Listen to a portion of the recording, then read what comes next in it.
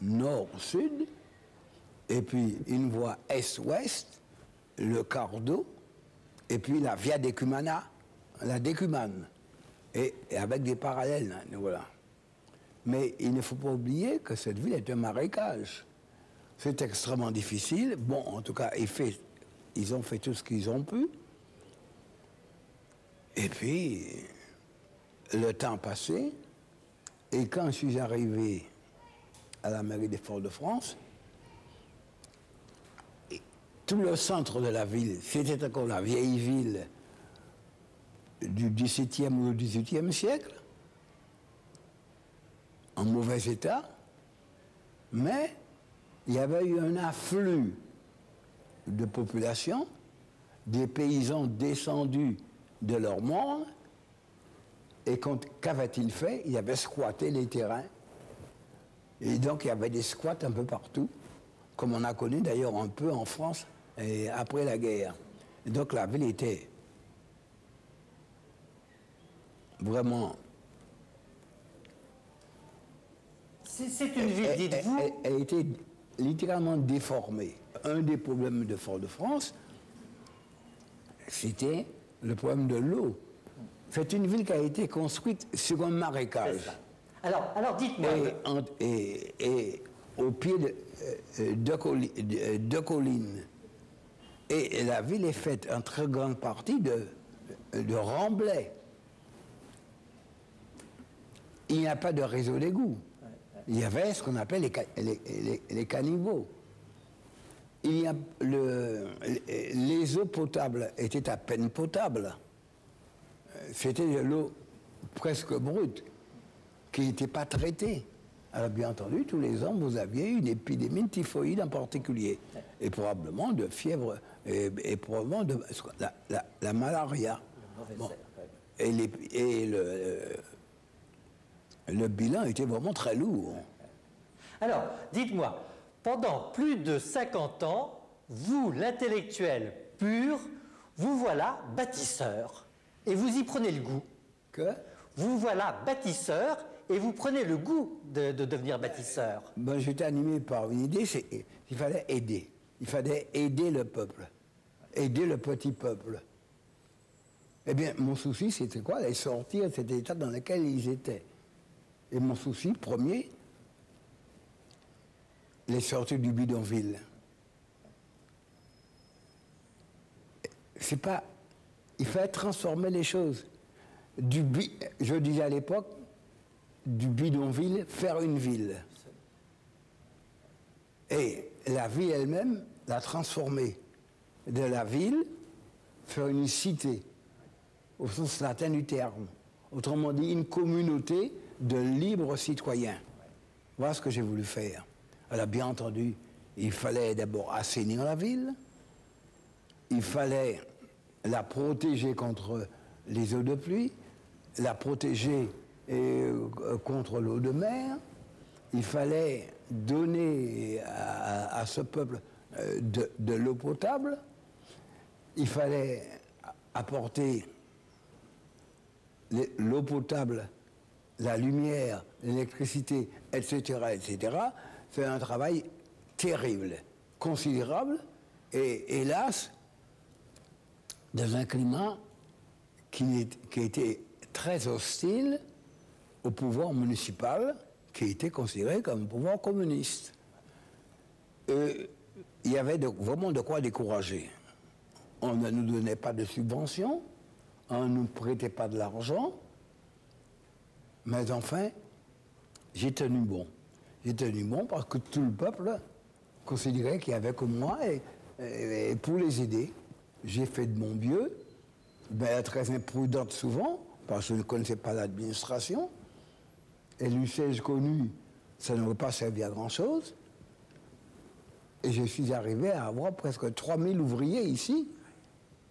Ben, il fallait leur donner à faire quelque chose. Eh bien, c'était une gageure, ça n'était pas très raisonnable, mais enfin, je m'y suis mis, et j'ai vécu avec eux, j'ai travaillé avec eux, ils ont souvent appris le métier sur le terrain, et moi, avec eux, je me suis fait une idée, Et au fur et à mesure, nous avons réalisé des choses très importantes.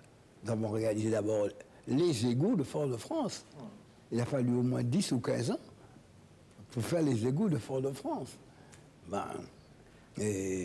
Alors, parallèlement, Monsieur Césaire, vous voilà tout naturellement devenu aussi député de la République. Eh oui.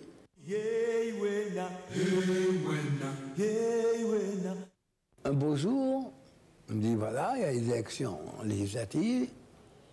C'est la même démarche. Comme ça a tellement bien marché au municipal, on souhaite que tu deviennes notre député.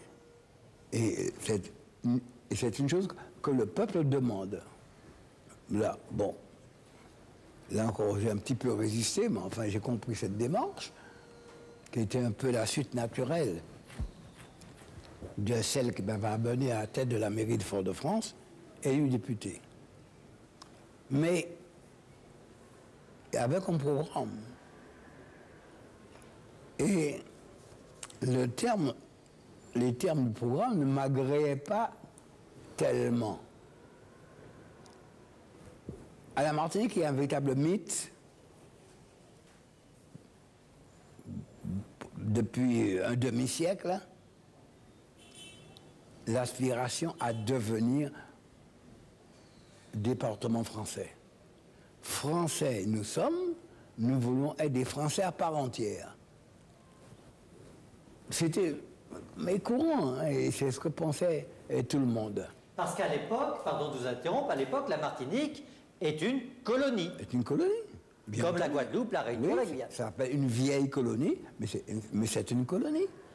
Alors, il y avait une aspiration qui avait été très popularisée, généralisée, devenue département français. C'était presque un mythe.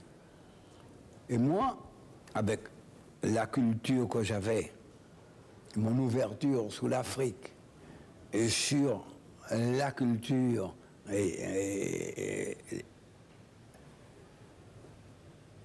propre au peuple, hein, j'étais, je dois dire, heurté et un peu choqué.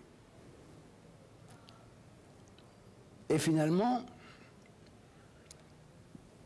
j'ai fait un peu la campagne que voulait le Parti communiste français, j'ai été élu, et je me rappelle encore un vieux communiste m'accompagnant au bateau, et me dit, rappelle-toi, ce que nous voulons, c'est que tu reviennes de France avec un statut nouveau pour la Martinique département français.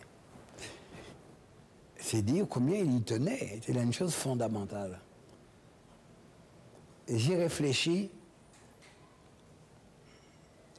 et finalement, j'ai cédé. Et pourquoi j'ai cédé? Parce qu'à la réflexion, j'ai compris, il ne faut pas être dupe des mots. Il y a les mots et ce qu'il y a derrière les mots. Et j'avais compris à mieux connaître le peuple des bidonvilles, le peuple des quartiers pauvres. Et j'ai compris qu'en réalité, nous étions dupes d'une incompréhension et que le mot assimilation, ce n'était pas l'assimilation. L'assimilation, c'est devenu semblable. Mais ce qui me choquait, je me disais, mais voyons, l'assimilation, c'est l'aliénation.